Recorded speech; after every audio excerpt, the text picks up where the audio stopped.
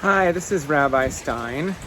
I'm bringing to you 5 minutes of Torah, the BI Rabbi, from our Sukkah, where it is really, really raining. And thankfully our patio furniture is covered up, but I'm not covered up, so I think by the time we get to the end of this video, I'm going to be pretty wet. It's a good reminder, though, about the Sukkah and the nature of the Sukkah. Really here to when we try to describe to friends and maybe family, colleagues, people in the community who aren't Jewish, or maybe they're Jewish but they're not so familiar with Sukkot, and we try to describe this holiday, in the English Bible it might be called the Feast of Tabernacles. We build this hut, this little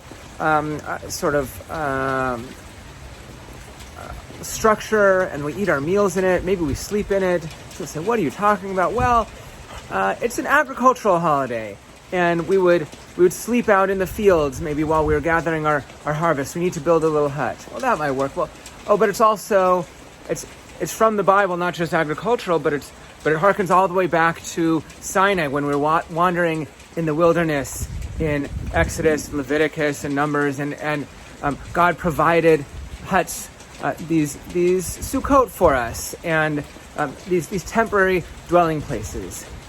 Well, maybe that works.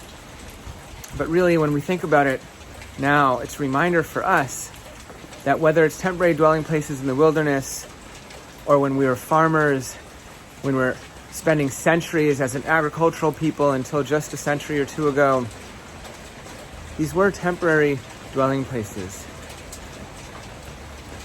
It makes us think about the fact that though we might have real permanent dwelling places, apartments, condos, townhouses, standalone houses, we're very lucky. But a flood, or a plague, or God forbid a fire, and fires have wiped out whole towns recently. I'm just talking on the radio today about Lytton, and when that happened a month or two ago. Some sort of disaster could wipe out our permanent home. And even just a big windstorm or rainstorm could wipe out our temporary home. This reminds us that life is fragile. That life can be here one day and gone the next. Yizkor yesterday during Yom Kippur, and Yizkor coming up again during Sukkot, is a reminder that life is fragile. And the lives of our loved ones are not to be taken for granted. That their lives can be here, our lives can be here one day and gone the next.